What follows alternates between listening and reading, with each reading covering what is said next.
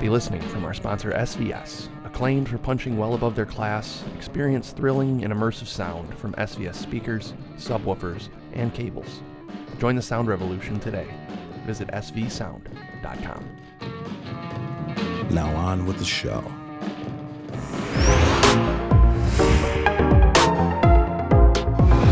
Welcome. This is Brian Mitchell, your host and founder of eCoustics.com. Today, we'll be selecting the best of CEDIA Expo 2023, which was held last week, September 7th through the 9th in Denver, Colorado. CEDIA Expo is an annual industry trade show covering home technology for the custom installation market, which includes home theater, speaker systems, electronics, TVs, projectors, and more. If you're upgrading your home entertainment experience, you've come to the right place. And we were there in person. Our editor-at-large, Chris Boylan, was there at Denver. How you doing, Chris? Hey, how's it going, Brian? And our senior correspondent, Robert Silva, was also roaming the halls at CEDIA Expo. How you doing, Robert? Hello. I'm doing fine. Finally recovered. I think we both got COVID. That's that mysterious illness that you get when you go to a trade show and you sit next to a bunch of people coughing and sneezing without any masks on. Yeah. So, not the same as COVID, totally different thing. But starting to feel a little better a couple days in. So, ready to recap our visit. All right. Well, let's kick things off with most innovative video display at CEDIA Expo. Chris, you want to start us off? Sure. I was actually kind of surprised to see that a company called Jupiter was there showing 21:9 direct view monitors. I saw this in the Theory audio room, and I barely even noticed it because the speakers sounded so damn good. But then when I realized what I was looking at, I just assumed it was like a really high quality projector. It's not. It's a direct view LED LCD panel. They size them up to this one, which is 105 inches diagonally, and then they go all the way up to 281 inches with micro LED technology. So what I like about it is it's native 21:9, which is basically right between 235:1 and 237:1. I guess that makes it 236:1, but it makes it the ideal shape for like the blockbuster movies that we're seeing in theaters, and even a lot of the episodic TV shows we're seeing, like The Mandalorian and a lot of the Disney and Star Wars shows, which use that full widescreen. It can also be used for video conferencing, stuff like that. But I'm happy to see somebody back in this business, because I think it was Philips and Vizio that used to make 21:9 TVs, and they got out of the business entirely. So it's kind of cool to see it happening again. All right. And I think, Robert, you had a pick for most innovative video display. Yes. Mine, instead of going big on my innovative display, I went small. And this is the 27-inch 1080p display from LG that comes in a suitcase, sells for $9.99, and it weighs about 30 pounds. It runs on internal batteries, but also can be plugged into AC, and you can use it. You can use it either in landscape mode or in portrait mode. And what's really great is this I think that this is one of the most practical video displays I've ever seen, in the sense that even though it's 30 pounds, so it's not like portable fast, but the thing is, you can at home, you can move it from room to room. You can use it, let's say, in a school environment. You can use it in a business presentation environment. You can use it for tailgating, which was that's like the first thing that when I was there, people would come up to it and go, tailgating. And so RV, camping, it has a variety of uses. And with the suitcase and everything, you're protected from the, transporting as far as the weather goes and all that. And I was just really impressed seeing this and getting some hands-on with the touchscreen, and also moving it around, moving the display from landscape to portrait. And I just think it's a really innovative concept. It's one of those things like, gee whiz, why didn't I think of that? Yeah, one of the cool things I thought about it, was that it's battery powered for up to 3 hours. So if you happen to leave the car, or you take it out on the back porch or something else, you can actually enjoy it for a while without having to plug it in. Of course, you can plug it in your car, standard 120 volt adapter. But yeah, 3 hours on its own. It's a hell of a lot bigger than an iPad. Yep, you can watch it. Yeah, good enough for watching a blockbuster movie. Yep. All right. Cool. From small TVs, we're going to go to some larger TVs. So our pick for best overall TV at CEDIA, I think, Chris, let me turn this over to you. Yeah, so it's not my first time seeing it, but it's my most recent time seeing it, and it didn't disappoint. It's the new Sony QD OLED, which uses a Samsung QD OLED panel, but then Sony's proprietary video processing. It's the A95L. Comes in three sizes from 55 up to 77 inches. It's 55, 65, and 77. And the 77-inch isn't ridiculously priced. It's about $5,000. They had it on the wall there. I mean, incredible blacks, incredible resolution, great motion handling, built-in Google TV. There's really almost nothing it doesn't do. And with the new enhancements to the QD OLED panel, it's like something like 200% brighter than last year's models, which was already great. So, yeah, seeing it there at the show, I was as impressed as last time I've seen it. And I think, in my opinion, it had pretty much the best picture quality of anything that I saw at the show. And I think this was a joint pick. You and Robert both picked this one as your favorite TV from CEDIA. Yes, the same reasons as Chris, but the other thing is that even though it's using a Samsung panel, Sony doesn't get enough credit by a lot of people that their video processing really excels. And they really do a good job. So even though they're using the same panel as the Samsungs, their clarity, the fine tuning on the upscaling and everything, they really excel. And so that would be the reason I would pick it as well. And the thing I like about it over the Samsung is that it does have Dolby Vision, which we're seeing a lot of content being delivered by the streaming services and on HD, Ultra HD Blu-ray encoded with Dolby Vision Dynamic HDR. The Samsung does not decode that. It chose to go with HDR 10 Plus instead. But there's really more content out in Dolby Vision, and I like knowing that the TV can handle that, can handle the tone mapping that's built into the dynamic HDR of Dolby Vision. And I think this TV goes up to 77 inches, but that's there were also some. But there were also some extra large TVs at CEDIA, and I think some of those caught your attention. So we have a category for best extra large TV, and what do we have there? So the TVs did go extra large, up to like 200 inches wide, kind of ridiculously large. But in terms of kind of reasonably large, and all comprised of one single panel, my favorite there was LG's 97-inch wireless OLED. It uses the new panel from LG that has the ALR lens treatment that allows it to focus light. Again, I think they're saying about twice as bright as the previous models from previous years. Certainly looked plenty bright on the showroom floor. 97-inch OLED. Cool thing about it is there's nothing to connect to it except the power cable. In the past, LG had something called a One Connect box that still needed like a dongle to connect the box to the TV. Now they have a Zero Connect box, which means the box can go off somewhere else in the room. It communicates all the video and audio signals to the TV, and that means you can put it like in an equipment rack somewhere else in the room, and then the only thing you need to have out in public is this power cable. It includes WiSA connectivity, so those little speakers that look kind of pretty, those little pyramid-y kind of speakers, or they're wireless speakers that LG also makes that are connected to the TV wirelessly. So in terms of quality, it's kind of a cost no object thing because I think it does sell for, is it $30,000? There's a non-wireless, there's a non-wireless version in I think it's the G3 series that sells for about $5,000 less. But if you want something that's going to be out in front of the room and people are going to see it both sides, it's going to be kind of a statement piece. I think it's a great choice for that. All right, and I think Robert had his pick for best extra large TV. Yeah, my little counterpoint here is that the only thing that didn't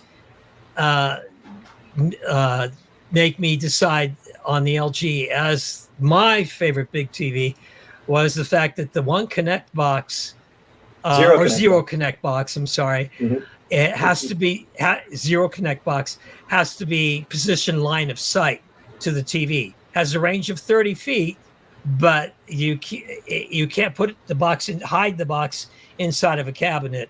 So if you're bugged by having a box sitting out there, then that would be not a big problem, but customers do need to be aware that it's a line of sight communication.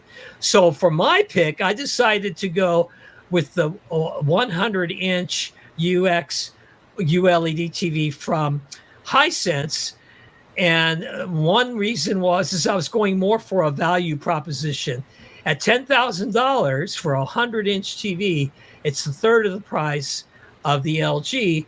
Now, it's not OLED, so it doesn't have the, quite the black level capabilities and some of the benefits of OLED, but it's mini LED with 1,500 dimming zones and 1,600 nits of light output. So it's pretty much, I would say, if you're looking more for, $10,000 is still a lot of money, but you can still get a really good value, I think, with this TV at 100 inches. I don't think there's any other 100-inch TV out there at this price level offering this type of performance. And so now we have some picks for best projector at CEDIA Expo. Chris, you want to start us off? Yeah, I hadn't heard about this model before, but I certainly did at the show because this was in more than one of my favorite booths and home theater demos at the show, including Storm Audio and the Triniv Audio demo that we're going to get into some detail about. It is a Barco residential projector. It uses 3 TI DLP chips, so it's a DLP projector. It has 9,000 ANSI lumens of brightness, which means it can light up even the largest screen. In fact, the screens we saw it on were like 200 inches wide, both of them, and it didn't seem to have any trouble putting up enough light output for those. It is unique in that it optimizes its output for a CinemaScope display, so 2.37 to 1. It uses the 0.9-inch TI DLP chips and pixel shifting to create a 5K image. So it's more than 4K because it's got that extra width. It can also handle 16 by 9 and 1.3 to 3 to 1, 2 to 1, all the different aspect ratios, but it's been kind of built from the ground up, optimized for CinemaScope. And I love that. I'm a huge movie guy. I love the fact that a lot of the directors are using 235, 237 to 1 for episodic TV shows, the Star Wars shows, the Disney shows. I myself have a lens memory projector that zooms in to fill the space, but with this solution, you're getting the full 5K resolution on the screen in 237 to 1. And it showed. Amazing detail, great color saturation. It was paired with the Seymour screen in both cases, and it looked awesome. So the only caveat, of course, is that it's $164,000. So you might want to think about that before getting too attached to it, I would say. And Robert, did you have any thoughts on this projector? Did you see it quite a bit? Yes, the one thing I really liked about this projector is that video projectors have a difficult time displaying HDR because they are not as bright as TV, as a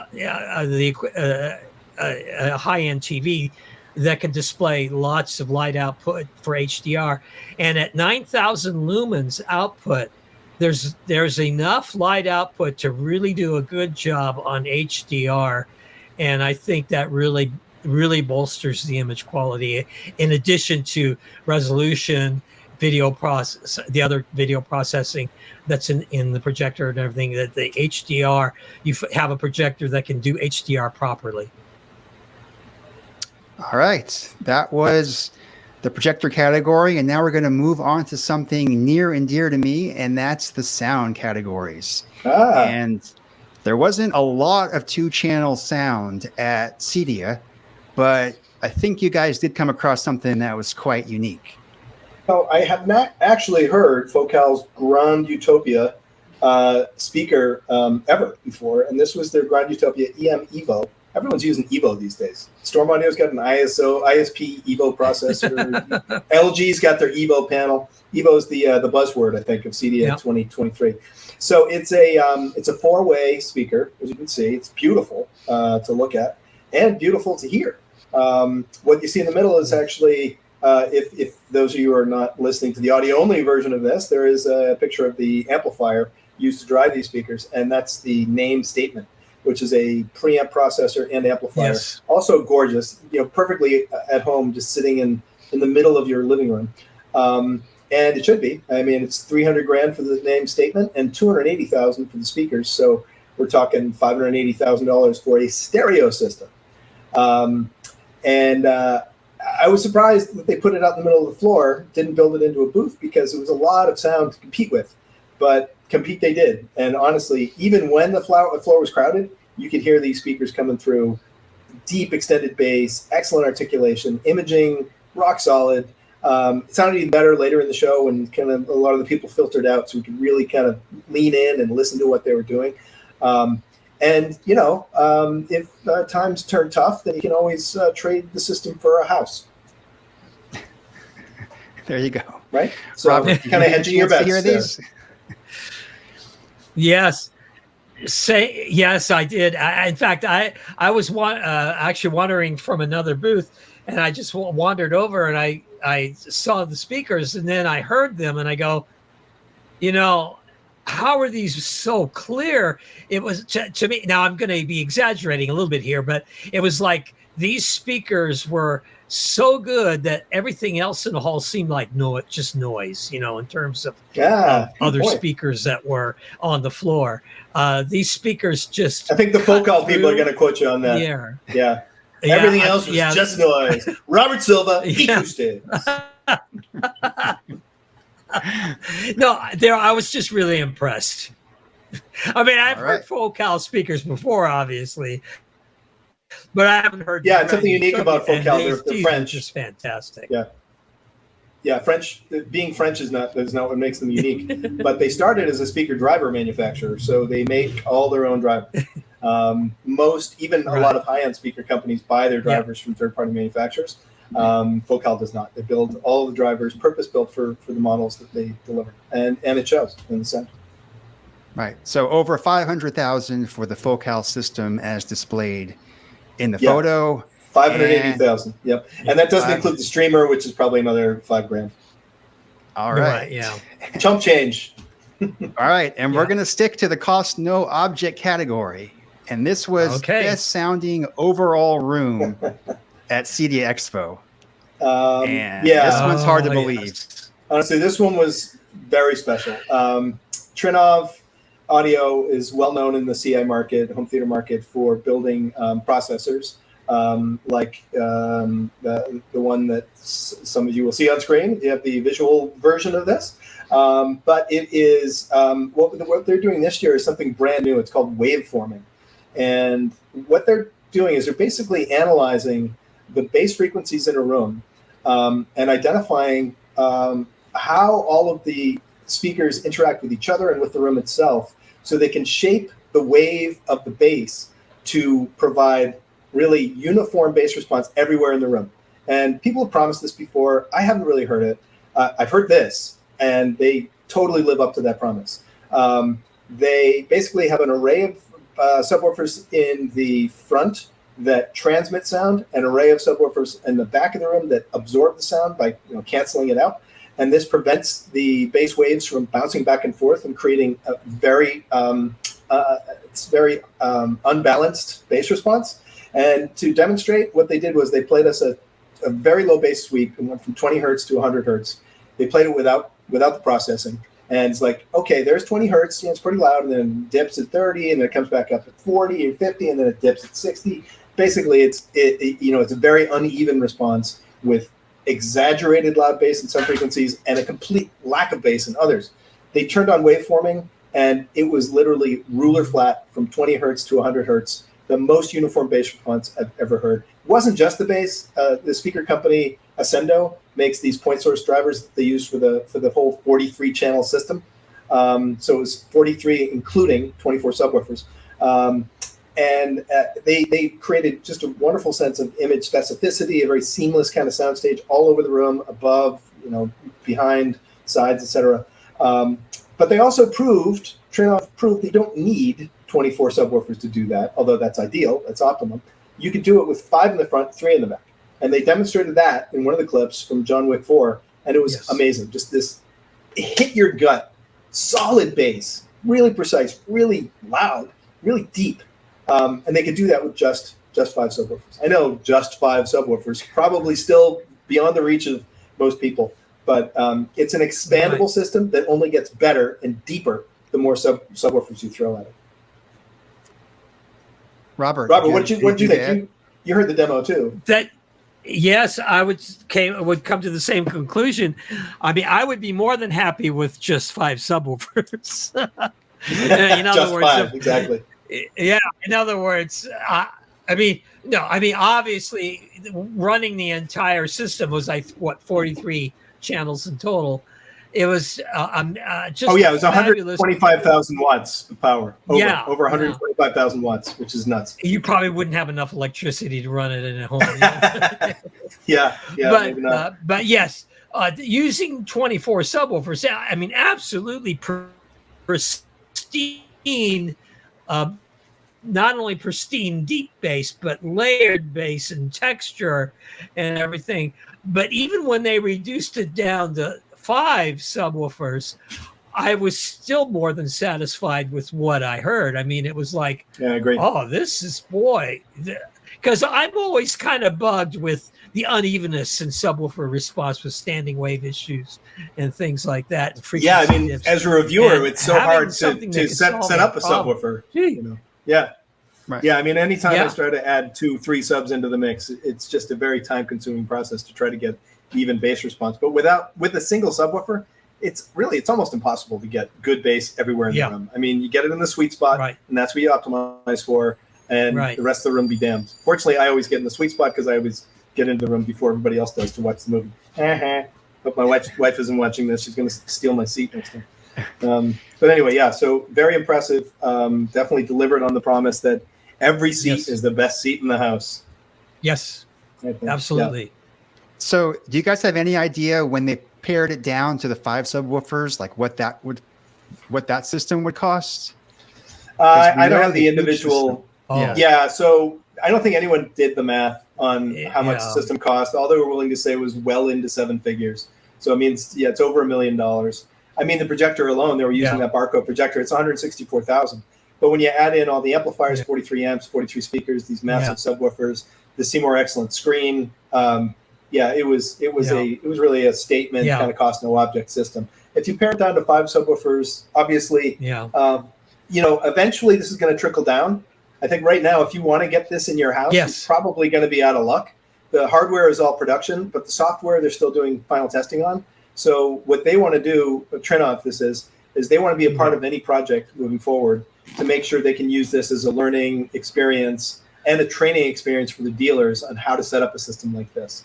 And because it's all software-based and the hardware already supports it, they can make improvements to this, expand it out to more speakers, expand it out to more room sizes, expand it out to more configurations over time. It's going to take them a while to train all the people and really get some real-world experience with how this interacts in normal, listening rooms. This room was built in Italy, stuck into crates, and then reassembled on the show floor in like 3 days. So they did all the measurements and the calibration in Italy because it was quiet there. They couldn't really do that on the showroom floor. You don't really have that luxury in someone's house, but in someone's house, you don't have 27,000 or 60,000 people milling about, checking out all the demos all around you, right? So I think they have to do it that way just because it was the only way to get a really quiet background to do all the tests they needed to do. They used like 20 or 21 different points in the room to do the measurements to create the 3D base wave map that they need to process it. So very impressive. I think they've been working on it for 6 or 7 years. I know the CEO was there, and he was very proud of what they had achieved, and for good reason.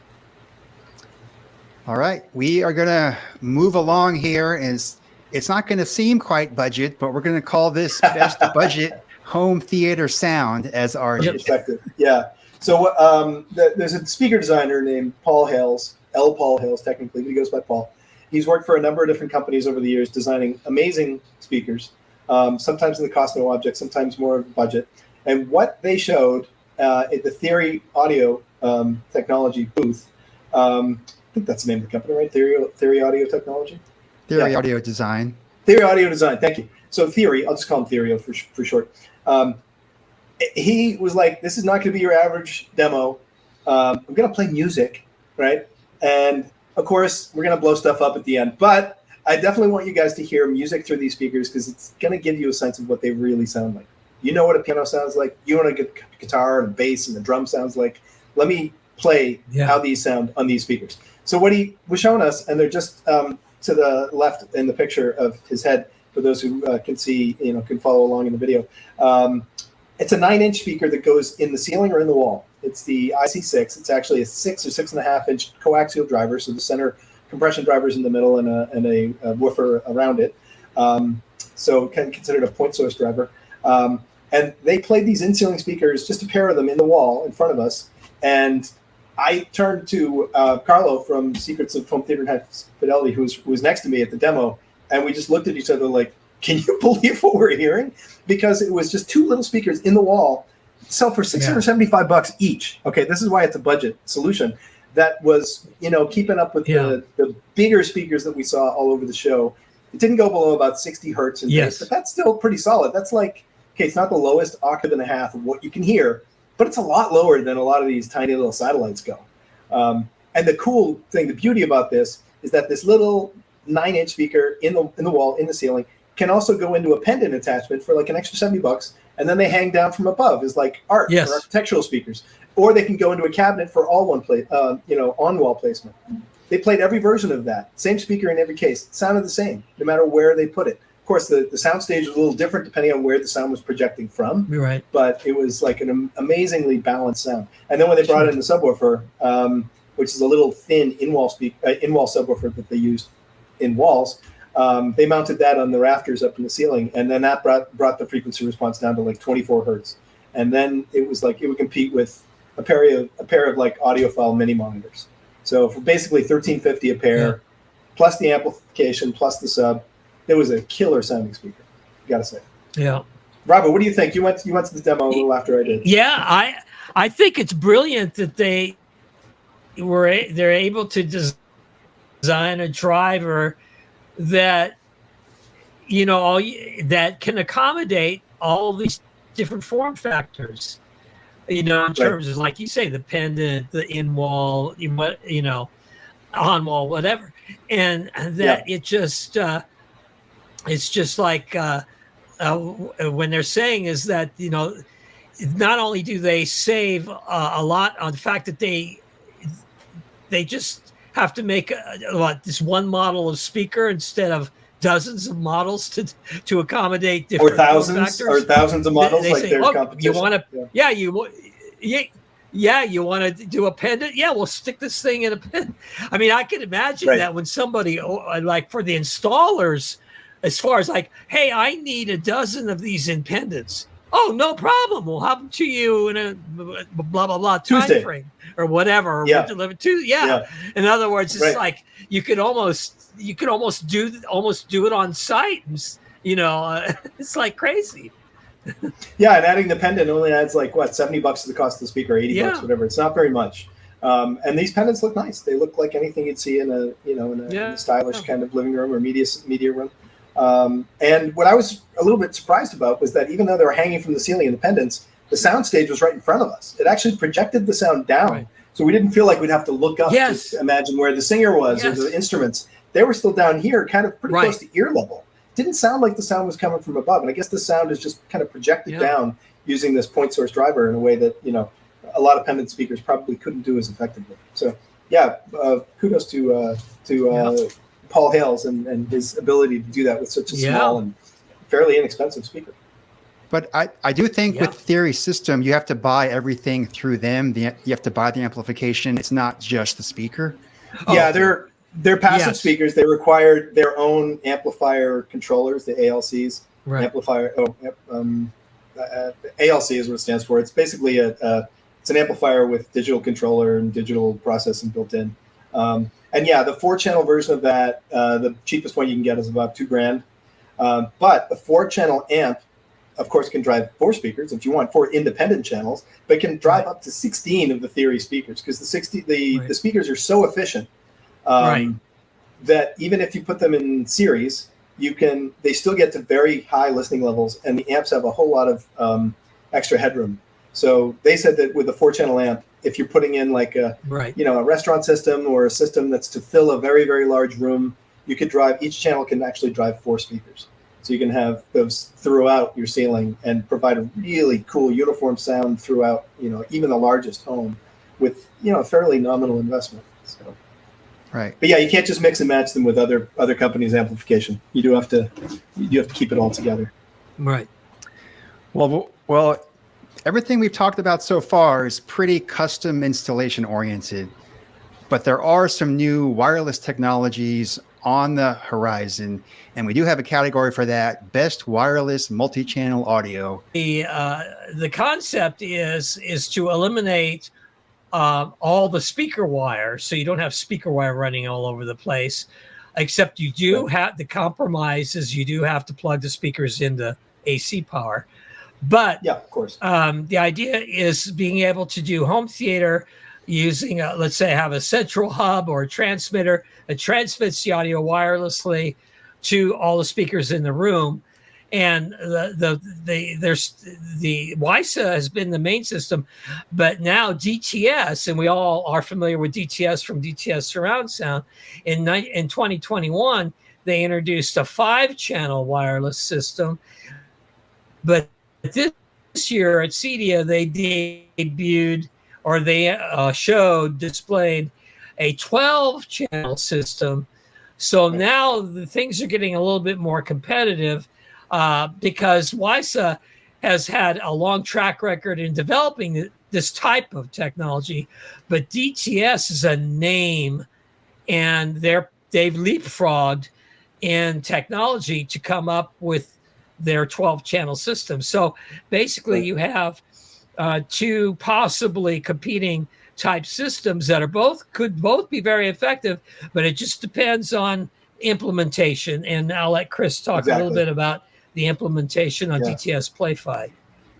Yeah. So I think you're right. They're similar in many respects. I think WiSA has the edge in sound quality because they support 2496 and 24-bit precision. So literally high-res audio wirelessly to 6 channels. Oh, 8 channels. I'm sorry. 8 channels. They do support Dolby Atmos 5.1.2, so 5 surround channels, 1 subwoofer, 2 high speakers. That's probably good enough for most people, right? So like you said with this leapfrogging, DTS just announced they can do 12, which technically would be 7.1.4, but they do support a second subwoofer output, so they're calling it a 7.2.4 system. And what I think was impressed about with DTS is that they showed us on a TV that's about to come to production in Europe, a Philips TV. The user interface is already there. It's in the TV. Instead of selecting TV speakers, you select Philips Fidelio. Well, technically it says DTS Play-Fi Theater. And then in there you say, I have 1 speaker in the front, 1 on the left, 1 on the right, 2 in the back. And it does all the calibration, all the setup right there in the TV for you. That is key. Right now on the WiSA side, because they don't have any TV manufacturers that are public yet about their multi-channel implementation, to get WiSA to work, you do need a separate dongle. It's like a little HDMI dongle about the size of a hockey puck that then takes the HDMI ARC output from the TV and then transmits it to all of the speakers wirelessly. So they're still doing sound wirelessly. WiSA likes to highlight the fact that they have really low latency, which is important to synchronize the audio and the video on the screen, synchronize the audio in multiple rooms. DTS latency isn't quite as low. It's not quite as fast, but it seems like it's good enough from what we saw in the demos to be able to provide a TV like home theater solution. And they just seem a little bit further along in the partnerships. The Fidelio speakers from Philips that were used in the demo are available now on Amazon, on Best Buy. You can buy them. They work with the new Play-Fi immersive home theater is what they call it. DTS Play-Fi immersive home theater. So that's the only reason that I would give the edge to DTS right now, because it does seem like they're announcing partners that will build it into the TV. Of course, you can't get it in the US yet on the TV side because it's only a European model, but I'm expecting we're going to see some pretty big announcements from them at CES, hopefully for some new TV brands that will build it in. Because for it to be easy, I think it really does have to be built into the TV. The user interface is in there. Like you can see the WiSA interface in the LG and Bang & Olufsen TVs, but it's not the multi-channel one. Right now, they're still just using the 2-channel WiSA solution. So what WiSA needs to do, and they know it, is get their chips and their software into the TVs. They've got a fair number of speaker partners so far. Right now, really only a few can do the multi-channel. But I think once the TVs have them, and then speaker companies know they can sell a compatible product that's going to make wireless home theater like really easy to set up and really cool, then I think you're going to get more of the speaker companies on board as well. But it's kind of a wait and see game, to see who gets the big partnerships first. Yes, and I think my opinion is that I don't see DTS Play-Fi as a threat to WiSA or vice versa. I see them both as that now that you have two big players in the environment, I think it's just going to broaden the access, and you're going to get more consumers becoming aware of it, and more manufacturers going, well, this wireless home theater stuff might be really, even for a high-end manufacturer, might say, this might be a good solution after all. Well, I don't want to be a spoiler, but we are going to see how it that. Goes. Yeah, the Bang & Olufsen is already doing WiSA in the 2-channel mode. They've got some TVs. LG's got some TVs. They're doing 2-channel WiSA. But again, what DTS Play-Fi has going for them is they do have, I think they're a little further along in that multi-channel. And like I said, a lot of the speakers can be bought today. The sound bars, the front and rear speakers that have the up-firing drivers.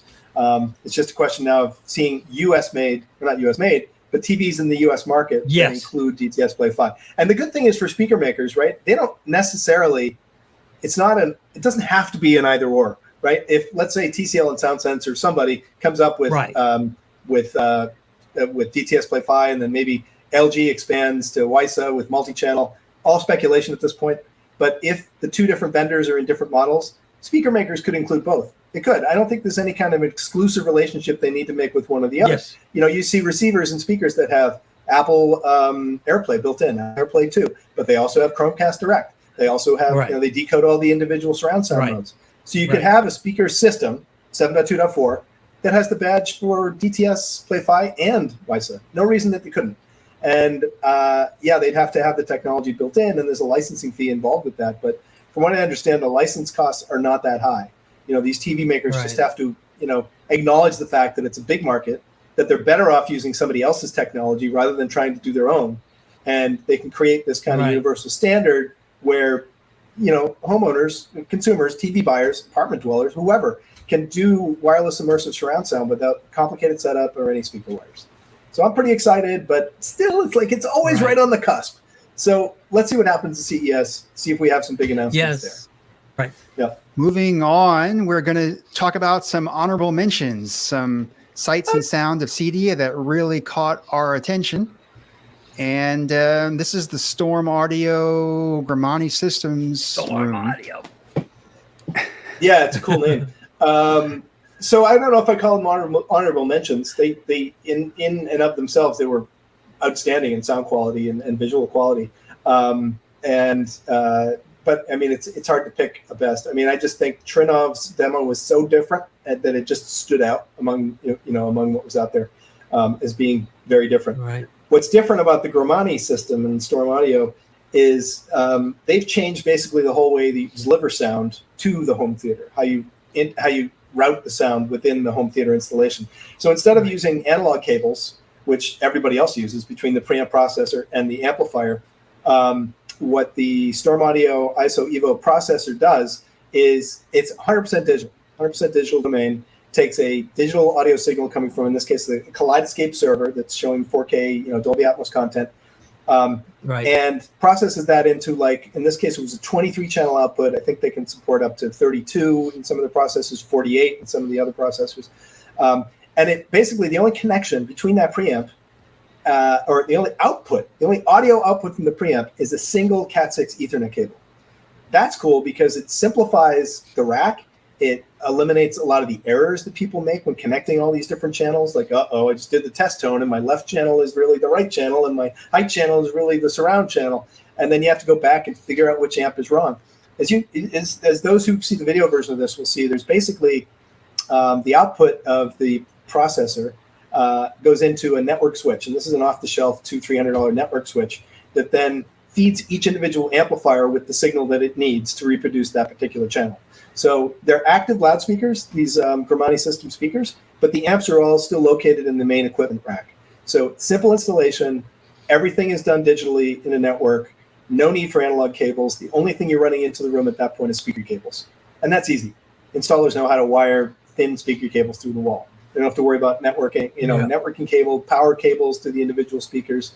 And the nice thing about this is because it's all IP, it's all internet based, the installer, the custom integrator can debug a lot of things just by plugging into the system and logging into their app to see what's happening. Oh, I see that the front left speaker amp has blown and needs to be replaced. Okay, we'll send one of those to you. Instead of having to go on site, identify what got screwed up, what got unplugged, that's expensive. The time involved in providing service calls is a pretty significant expense. And maybe a year down the road they can charge the customer for that. But when they're first doing the install and the follow-up visits, usually they kind of roll that all into one price, right? So the ability here for them to set up the system a lot faster with networking instead of analog cables and more reliably, and then do that remote debugging and configuration is money, because it saves time. And that's the whole big expense in the custom installer, is how much time and how much man hours you have to put into, to get the system up and running and to get it, to maintain it over time.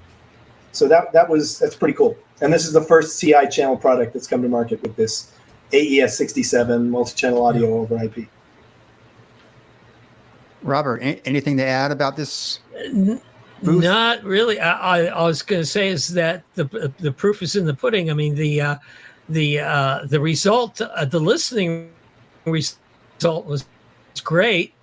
I really appreciated that the way the subwoofer, obviously not the same as the Trinoff, but the subwoofers provided a good texture as well as a lot of power. And of course that's the other components in the system besides the networking. But I thought that they did have a compelling demo, and the network solution seems to be really viable. Do you guys remember the cost on this system? No, I didn't. I don't think we got an estimate of that. Again, it used the $164,000 projector. So if it's using the Barco projector, then it's probably in the if you have to ask category. Right. But because the installer and integrator are able to do the installation a little bit faster, they can potentially pass some of that savings on to the customer in the installation cost, which is a big part of the cost. The equipment costs one thing, but the installation is usually a larger or a very significant portion of the expense. Right. And some other things we saw at CEDIA is not just stuff for inside your home, but outside your home. Robert, what can you tell us about the Samsung Terrace? Yes. Well, outdoor TV is becoming more of a part of the CI space, the custom installation space. And Samsung, they're two fairly new. I mean, outdoor TVs have been out for a while, and there's brands like Sunbright and several others have been doing it for a while. But Samsung has entered the market a couple of years ago, and I'll be talking about another new entry too as well. But the idea, Skyworth, yes, Skyworth and Samsung were both on hand, Samsung's trying to get into the market, and of course, with their brand name, they apparently have been successful so far. Skyworth is a brand new entry in the outdoor TV space, although they've been making TVs for a while, but Skyworth has been having trouble in the U.S. market, so they decided to try to go through the CI channel. And their TV is kind of the Samsung TV has all the features of any other Samsung QLED TV. The smart features, video processing, the whole bit. But it obviously a little bit more durable frame encasing and things for weatherproofing, so you can use it outside, and also to accommodate for sunlight as well. And you see the little sound bar. Oh, there also is a sound. They're making a line of sound bars that can be used outdoors as well to complement. Skyworth is doing a direction on theirs. Their TV is extremely bright. It has a 3,000 nits of light output, which is very bright even for an outdoor TV. So they're making an impact there. But they also, but it's not as bright as the sun. The sun is like millions of nits. So 3,000 is good. That's right. Once we have like sun quality TVs, then we know we're talking. Yeah. Yes. No kidding. Yes. 3,000 is pretty impressive for any TV. But they're also it is much more important than an outdoor. Well, sure. And they also incorporate the Google TV operating system. So you have like things like Google Chromecast built in, all the apps. And they also accommodate Google Assistant, so you can voice control the TV as well. So very important. Although you don't really need to ask what's the weather right now. That at CES. Because you're already outside. So you don't have to ask it about the weather. That's all I ever use Alexa for. It's like, Alexa, what's the weather? And she's like, have you tried looking outside? Just getting sick of me asking her that all the time. Well, sticking to our outdoor theme, one of the busiest booths at CEDIA Expo 2023 was Origin Acoustics, although they're not, although their name isn't in this frame right now. Origin Acoustics had one of the busiest demonstrations at CEDIA. Robert was there. What did you learn from Origin Acoustics? A couple things. Well, obviously, their focus is that they partner with a lot of different companies to bring things into the CI space through their distribution and dealer network. And for example, the slide, Ambisonic Systems makes outdoor and landscape speakers, and so they're partnering with the Origin Acoustics to bring their products through their dealer network, and that way Origin Acoustics can also have input into design and manufacturing as well. Also, another surprise was that WIM, those of you that are into streaming and everything, WIM is a very popular, inexpensive streaming platform. They have products from $99 to like $199. The excellent streamers with things like features like Rune built in and stuff like that. And their Origin Acoustics is taking their platform and incorporating it into the CI space with rack mount streamer solutions and complementary amplifiers to go with the WIM streamers in their new form factor to go into the CI space, which broadens WIM's reach quite a bit, but also adds some value to Origin Acoustics offerings as well, because they can say, hey, we offer a streaming solution. Right. And I think a lot of the streamers are these high-end providers that just do a 2-channel solution, that's high-end, excellent quality DAC. But it doesn't really integrate as well into the CI environment, I guess. So I guess what Origin is trying to do is take this vendor that's known well for their affordable, high-quality streaming platforms and then say, hey, provide that user interface that people love in the CI market and bring streaming all everywhere through your home. So I think it's a good partnership there. Yeah, and one of the other coolest things we saw at CEDIA was this massive subwoofer tower by Macintosh. Yeah, and the keyword was C, right? We only got to see it. It did look impressive. There's 4 13-inch drivers. It weighs 458 pounds. As an aside, they did tell me that if I could carry it out, I could keep it. And I tried, but no, it wasn't going to happen. It's 2,000 watts. It's enormous. And you can tell it's a Macintosh because it's got that trademark, VU meter, blue screen at the bottom, which you can turn off, by the way, if you don't really want to see these bouncing VU meters at the bottom of your subwoofers while watching a movie, you can just disable them. But it's a $50,000 subwoofer, and you probably want to have 2, one for each side to balance out the room. And a nice rug, tie it all together. But it's impressive looking. They didn't have it on active display. I think they were focusing on their what's called CI-Fi, which is Sonus Faber's big push into the in-wall speaker market, to try to really get a foothold in the CI market. So at a CEDIA type show, it's important for Sonus Faber, who's part of the same company as Macintosh Group, for them to show that they have great solutions for custom installers. The demo that they were doing, Sonus Faber, was kind of unbelievably loud, considering there were just a couple of in-wall speakers being played with some subwoofers in the middle. So I think they'll probably have good luck in that category. But it would have been nice to hear this guy on display too. It's just it's limited space, limited time, or maybe it's not ready yet. Maybe this is more of a hero prototype sample that's about to enter production. It certainly looked production to me, and all the connectors had fit and finish you'd expect from a finished production product. But we haven't been able to hear it yet. You know what? I bet it goes really deep and really loud. I'm gonna make a prediction here. It's gonna go really deep and really loud. Okay, next. Right. Yeah. All right. From big to small. Yeah, very, very small. This was a standout product. Well, it depends on how you define big and small. Small in terms of size, big in terms of price.